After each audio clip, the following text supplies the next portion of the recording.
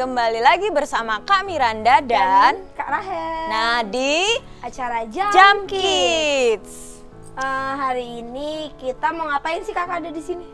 Tentunya kita mau menyanyi, memuji Tuhan, mendengarkan cerita dari Kakak Yosi hari ini. Oh, Kak Yosi ya, adik-adik Ya. catat. Jadi sebelum kita memulai pujian Episode kita, ini. kita mau berdoa dulu nih adik-adik. Adik-adik lipat tangannya, tutup matanya dengan serius ya. Mari kita berdoa. Tuhan Yesus yang baik, terima kasih karena hari ini ya Tuhan, kami sangat bersuka cita, kami dapat memuji dan memuliakan nama-Mu melalui acara ini. Tuhan, kiranya Tuhan dapat memberkati kami dari awal sampai akhir cerita ini ya Tuhan. Kami serahkan seluruh dalam tangan Tuhan. Haleluya. Amin. Amin. Sekarang kita mau nyanyi lagu nih Kak, satu lagu. Lagu apa tuh Kak? Kasih Yesus. Adik-adik tahu nggak lagu Kasih Yesus? Harus tahu dong, ini pasti sering dinyanyiin kok di gereja. Iya. Kan? Nah, ayo kita langsung nyanyi bersama. Adik-adik berdiri yuk.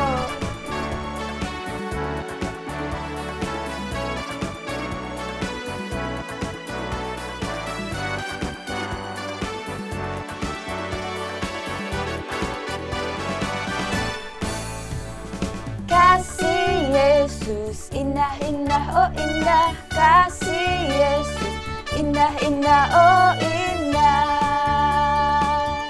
Lebih indah dari pelangi, lebih indah dari bintang di langit, lebih indah dari bunga di padang, oh Yesusku. Sekali lagi ya. Lebih semangat dong adik-adik. Iya, harus semangat. Iya. Kakak-kakaknya juga harus semangat Kakaknya nih. lucu ya? Ya. Kasih Yesus, indah-indah, oh indah. Kasih Yesus, indah-indah, oh indah. Lebih indah dari apa?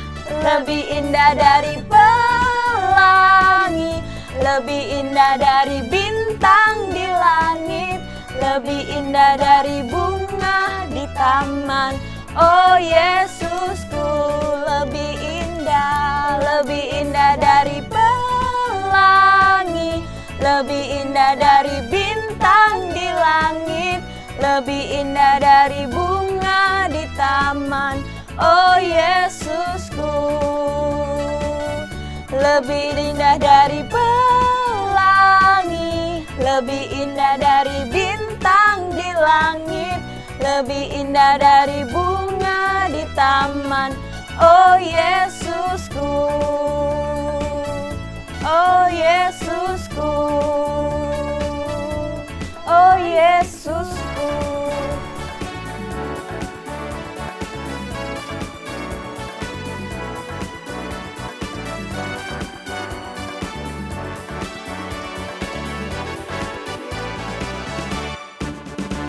Yeay, kasih Yesus itu Kak lebih indah dari pelangi. Terus apa lagi tadi? Lebih indah dari bintang di langit. Dan bunga di Taman. taman. Tapi yang lebih indah lagi, dengerin Apa tuh? cerita. Nah, betul.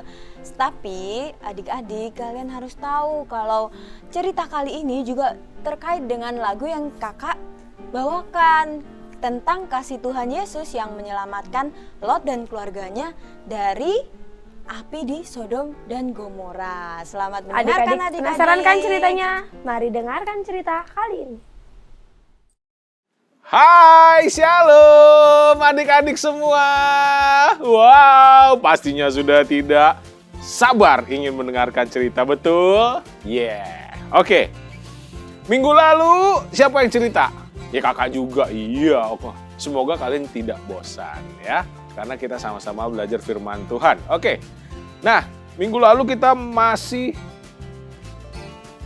belajar tentang Abraham. Di mana dia taat kepada Tuhan, ya. Kemudian lanjut kita setelah Bapak Abraham, kemudian ketemu sama siapa?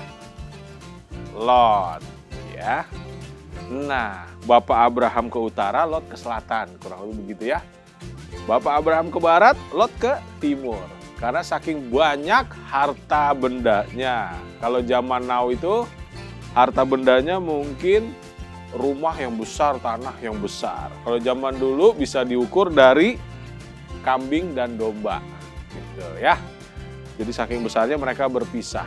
Nah, pada saat perpisahan itu ternyata di satu daerah, di daerah Sodom dan Gomora, di sana itu penduduknya jahat, adik-adik. Jahat. Kalau kita belajar dari Bapak Abraham yang taat, bertolak belakang. Ternyata Sodom dan Gomora itu orang-orangnya tidak taat. Bahkan Tuhan mau menghancurkan kota itu, saking jahat penduduk. Disuruhlah malaikat untuk membakar. Sebelum kota Sodom dan Gomora dihancurkan oleh Tuhan melalui malaikat itu, malaikatnya bertemu dengan Lot.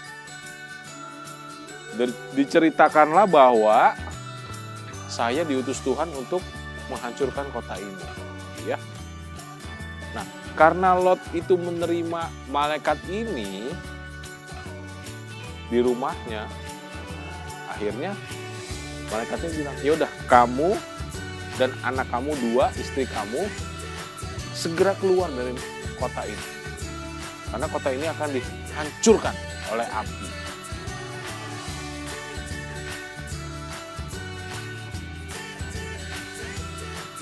Kemudian Lot menuruti apa yang dikatakan oleh malaikat itu. Dia pergi meninggalkan kota Sodom dan Gomora. Lot taat, gitu ya.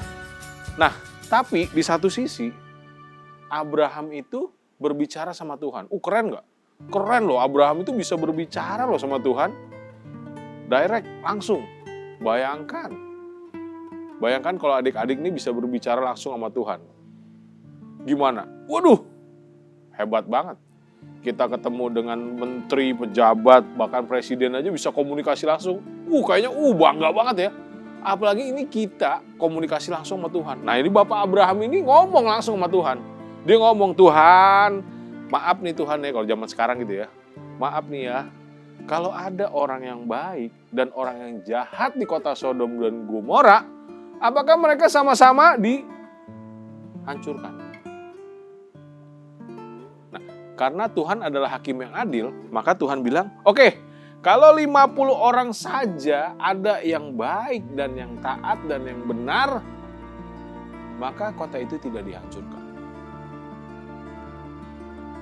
Dan ternyata di kota itu tidak ada 50 orang yang baik. Nah, Abraham mikir, aduh gimana ya? Nah, maaf Tuhan, kalau ada 45 saja deh orang baik. Masa yang baik dan yang jahat dihancurkan? Wah, ceritanya nego gitu ya. Nah, karena hubungannya Abraham dengan Tuhan itu baik gitu ya, bisa berkomunikasi, dia bisa nego. Keren nggak? Keren, kayak kita aja ngomong sama papa kita, "Pak, udah Pak, jangan segini deh Pak.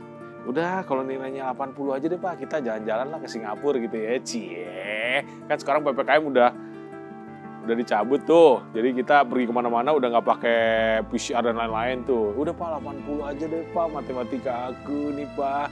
Kita jalan-jalan gitu." Bisa nego kan? Nah, itu kurang lebih kayak gitulah Abraham bisa nego. Ternyata dicek 45 orang tidak ada adik-adik. Aduh, Abraham juga pusing ya. Aduh, tadi 50, sekarang 45, nggak ada juga. Coba aja ya kita ngajuin lagi ya. Siapa tahu Tuhan masih berbelas kasihan. Dia ngomong lagi, "Tuhan, maaf banget." Sekali lagi, beribu-ribu kata maaf gitu ya kalau sekarang ya. "Maaf Ren," gitu ya. Misalnya begitu kalau bahasa sekarang gitu ya. Kalau zaman dulu, "Maaf Tuhan, maaf, ampun kalau saya tidak sopan. Kalau ada 40 orang saja," berkurang lagi nih. "Apakah yang baik tetap hancurkan dengan yang tidak baik gitu ya. Nego, dan ternyata dicek, dihitung, ternyata tidak ada 40 orang baik. Aduh, kira-kira apakah Abraham tetap minta belas kasihan Tuhan untuk kota ini? Masih tetap.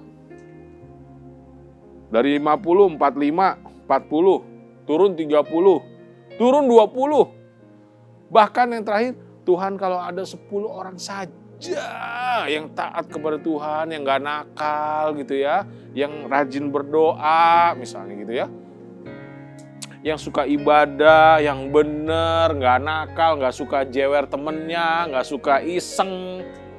Udah, apakah Tuhan menghancurkan juga sama dengan orang yang nakal? 10 orang saja. Oke, kata Tuhan. Oke, kalau ada 10 orang saya tidak akan menghancurkan kota itu. Ternyata begitu dicek tidak ada adik-adik. Bayangin, kota Sodom dan kota Gomora. Jadi ada 2 kota. 10 orang aja nggak ada yang baik.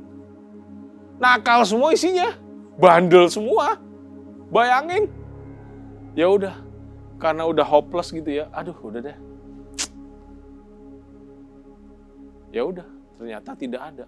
Langsung Tuhan memerintahkan malaikatnya untuk menghancurkan. Diturunkanlah api dari langit. 2 kota itu dihancurkan. Boom! Gitu ya. Turunin dari langit api. Nah, si Lot, istrinya, dia kan punya anak 2 tuh, perempuan.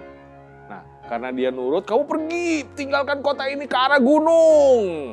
Oke, dia berangkat. Set, kalau zaman sekarang mungkin dia naik apa ya? Naik MRT kali ya, ke gunung ya, ke arah selatan gitu ya. Kalau zaman sekarang, kalau zaman dulu kan enggak. Zaman dulu transportasinya masih pakai kuda, masih lari gitu ya. Dia pergi meninggalkan. Nah, adik-adik, ternyata ada bendahara, yaitu istrinya. Yang biasa ibu-ibu itu kan, kalau ngeliat, aduh, hartanya banyak, mungkin gelangnya tuh ya, kupingnya banyak mutiara gitu mungkin kali ya, kan orang kaya. Ya kan Lot tuh kaya banget, sultan. Kalau zaman sekarang, sultan coy, sultan. Aduh, mungkin perhiasannya, terus rumahnya mungkin bagus gitu ya, masuk pintunya terbuka sendiri gitu ya. Ke toilet kita nggak perlu buka toiletnya. Kita mau masuk toilet pintunya udah kebuka gitu. Kan sultan. Nggak pakai karpet. Pakainya granit. Wih, udah kayak hotel bintang 7. Wih, keren. Nah, dia mikir, aduh. Aduh, tadi aku dari toilet belum di flush gitu ya.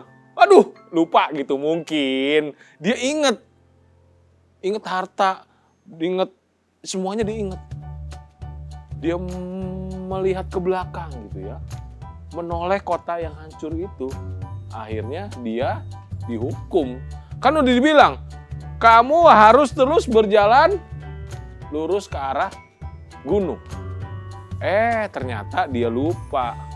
Karena apa tadi? Hartanya banyak. Namanya ibu-ibu kan inget kan, hartanya banyak. Aduh, penggorengannya mungkin pancinya baru beli, dia inget gitu ya.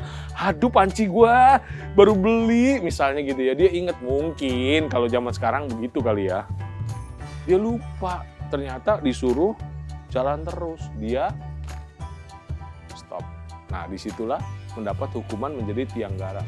Bukan jadi tiang garamnya, tapi dia tidak taat adik-adik. Tidak seperti Lot dan Bapak Abraham yang taat. Ya, jadi adik-adik kita belajar dari 2 tokoh ini, di mana kalau taat kita selamat. Kalau nggak taat kita mendapat hukuman, udah pasti. Dalam kehidupan kita cuma 2 hal itu aja. Oke? Jadi adik-adik mulai dari sekarang boleh menjadi anak yang taat, pasti akan selamat. Kalau kalian menjadi anak yang nakal, tadi kayak apa? Dihancurkan atau tidak taat, dihukum. Nah, silakan kita milih. Dan adik-adik menerima konsekuensinya. Oke, semoga firman Tuhan hari ini memberkati kita semua. kita tundukkan kepala, kita berdoa. Bapak, terima kasih buat pagi hari ini. Kami sudah belajar firman-Mu, biar cerita ini tertanam di hati kami. Dan kami menjadi anak Tuhan yang baik dan taat ya Tuhan. Berkati seluruh kru yang telah melayani di acara Jump Kids ini ya Tuhan. Berkati orang tua kami yang telah membesarkan kami, sehingga kami bisa mengenal Engkau ya Tuhan. Dan pertemukan kami minggu depan untuk kami bisa sama-sama belajar firman-Mu kembali. Hanya di dalam nama Tuhan Yesus kami berdoa dan bersyukur. Haleluya. Amin.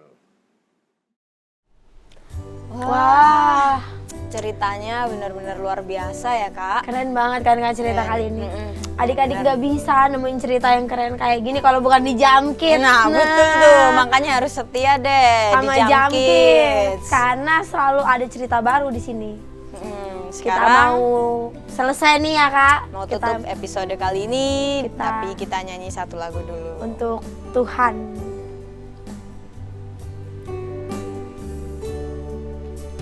Selalu untukmu, selalu untukmu, Tuhan dan Rajaku. Semua yang ku perbuat, baik siang dan malam, selalu untukmu. Segenap hidupku adalah milikmu, untuk kemuliaan-Mu.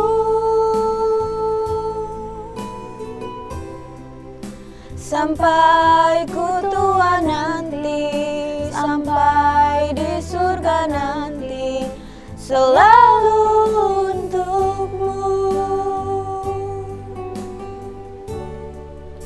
Selalu untukmu, selalu untukmu, Tuhan dan Rajaku. Semua yang ku perbuat, baik siang dan malam, selalu untukmu. Segenap hidupku adalah milikmu, untuk kemuliaan-Mu.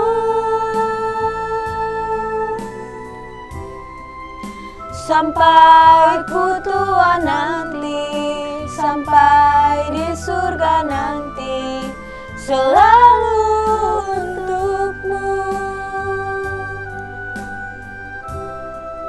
Sampai ku tua nanti, sampai di surga nanti, selalu untukmu.